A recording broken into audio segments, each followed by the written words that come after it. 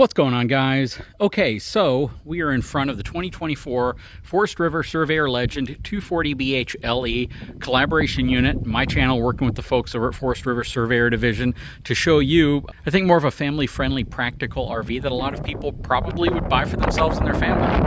Relatively short, relatively lightweight. We took this RV out on a trip recently when my brother was in town. We didn't go very far with it, just so we could all go near the water and kind of enjoy the water. If you guys remember the videos I did when we had the Black Series as well as the Pause, one of the coolest things about having something compact like this is just the ability to kind of grab and go, right? It gives us the ability to take this thing, get out to where we want to go, camp in it, and just have a great time with the family.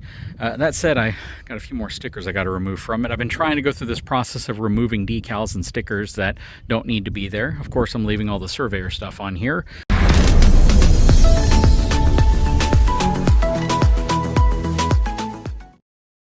Okay, so the last couple trips we took in this RV, we've been using the B&W Continuum hitch, and we had it set up to where it was one step higher because based on the measurements that we took, that's essentially where we wanted it to be. But what we've kind of realized is that the front end of the RV is sitting up just a bit higher than we'd like. So this is the first trip we take it on where we're going to drop this down. So we're dropping it down about an inch because the spacing between the hole center to center is about an inch.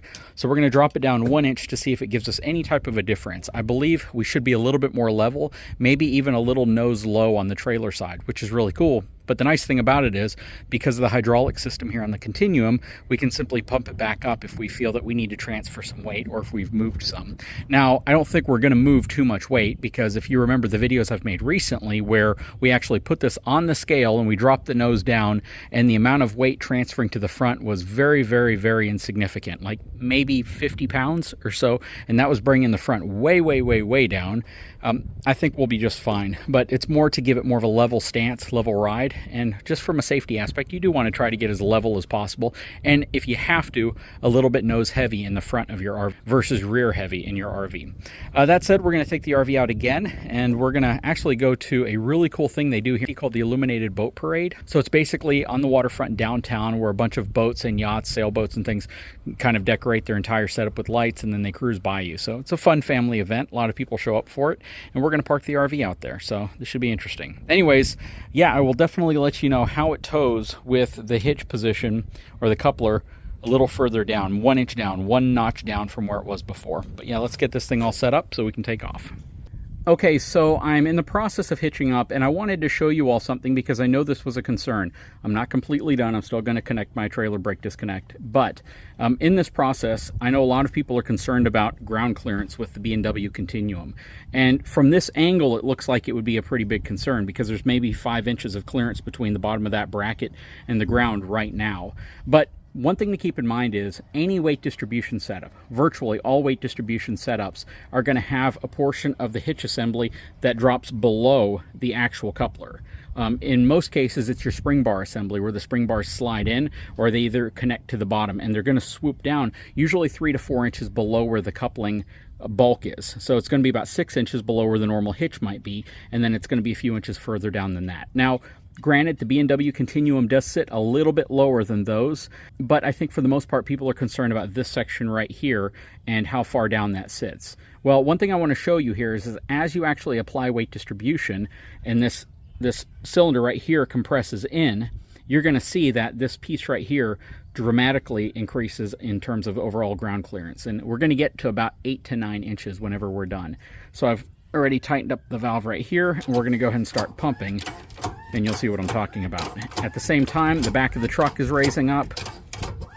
You can see the hitch head assembly right here also kind of shifting up as weight distribution applies to the slop in the receiver down there. One thing also to keep in mind about a system like this is the weight distribution aspect of this is really cool because if I want to move that hitch assembly right here to another truck, all I have to do is measure the height from the ground to the top of the ball and then make the appropriate adjustment right here with this piece. All I have to do is pull those two pins out, slide this up or down, and I'm set to tow it with another tow vehicle. That's a big advantage of this hitch setup over any of the others on the market. If I want to move from one vehicle to another, I'm not unbolting really, really heavy-duty bolts right there and having to recalibrate the whole setup.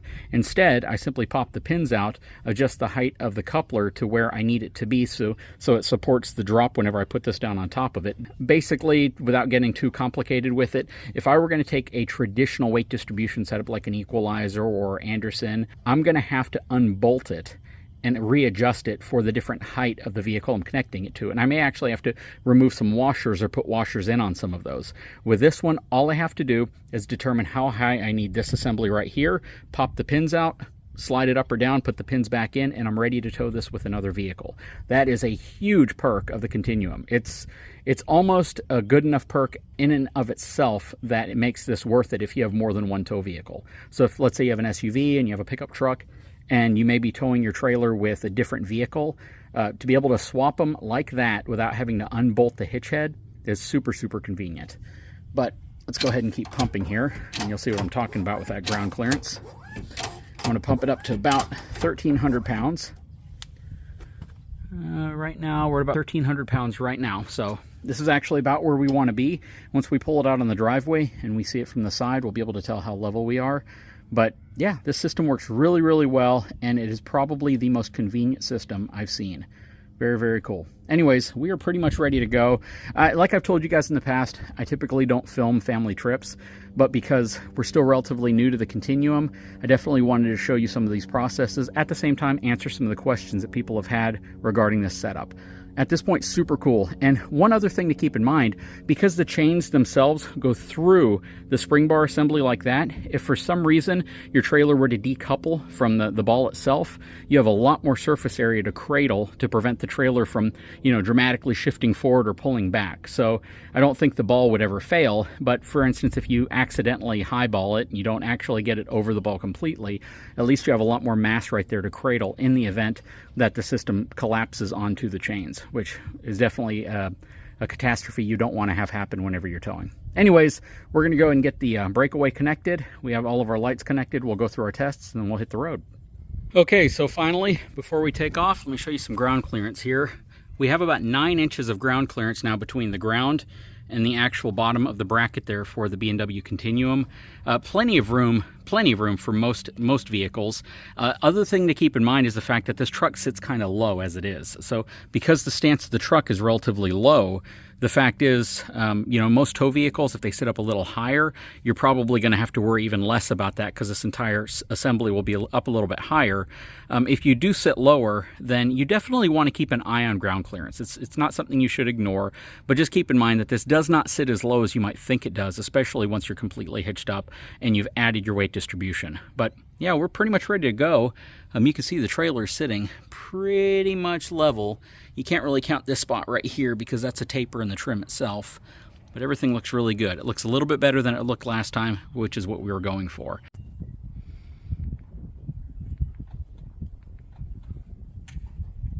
Okay, and one final thing I forgot to tell you that happened the first time we took the RV out. We couldn't get the water to start flowing through the actual faucets or the shower or the bathroom, even though we had about a quarter tank of water in the holding tank. So we were trying to figure out what was going on. We didn't know if the pump needed to be primed. So we were out here for a while trying to figure out what could be happening.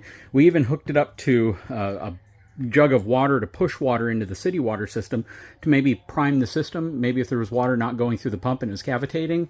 So what we ended up having to do was pull this drawer out because the water pump's right underneath here, and you might be able to see it right there, but there's a diverter valve right there, and the diverter valve was set for winterization from the factory and not actually prime the water so you could use it. So it was just making a gurgling noise.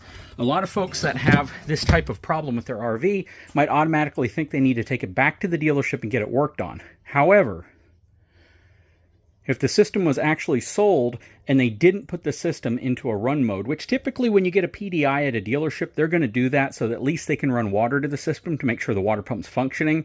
But that's the first place to check. If you turn your water on, or release your spigot, and you're not getting any water coming out, just a gurgling noise, then it likely means that your system is in winterization mode and it's not actually in pumping mode. So yeah, water flow is really good.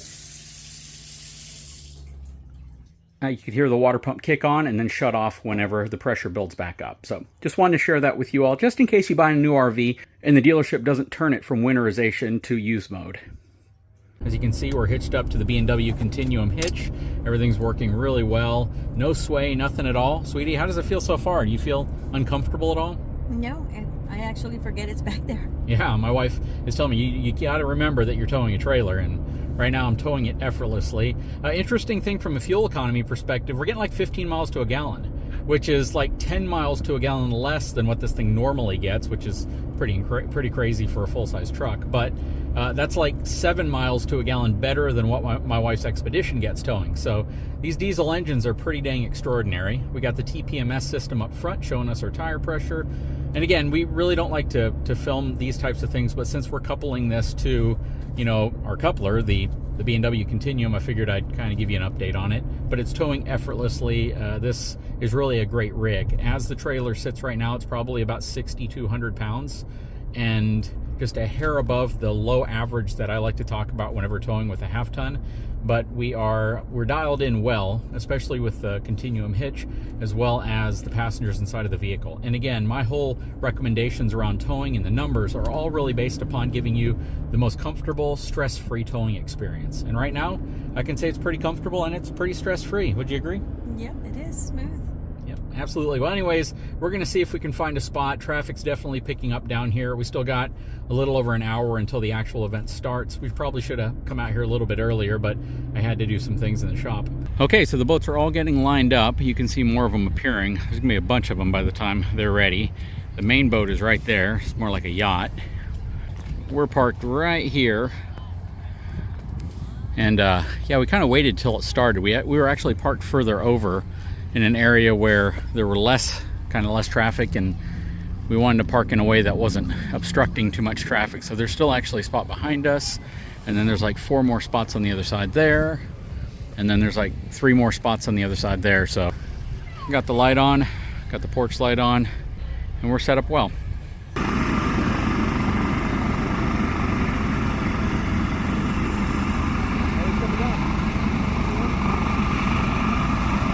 Oh, Santa.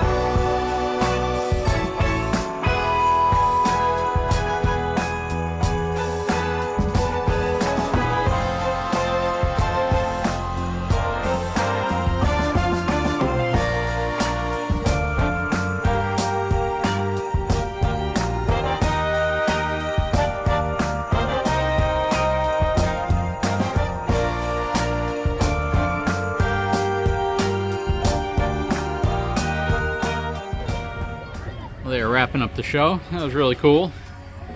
We are getting the RV all put back together so we can take off on the road. Super, super cool. It's just a great RV for going out on events like this. Tomorrow we're going to take it out again. And you know, so far, you may or may not realize this, but if you live here local, you may have actually seen us a couple times because we had a couple people honk at us whenever we were going by on the road. But we've taken it out 4 times now. This is our 4th time. So we've had it for roughly 2 months, month and a half actually. And it's been fun. It's just great for short little trips or even long trips. But for us, this thing has absolutely been a rock star in terms of, you know, giving us all the really cool features of a bathroom, shower, you know, the bunks. And as you can see, we like to clean it up before we leave, bag everything, just make sure that we don't leave a mess in here for the bugs. And then when I get it home, I'll clean it tomorrow before we go out again. Anyways, guys, I sure hope you enjoyed the video. If you haven't had a chance, please take a moment, subscribe to the channel, give me a thumbs up. We'll talk to you again real soon.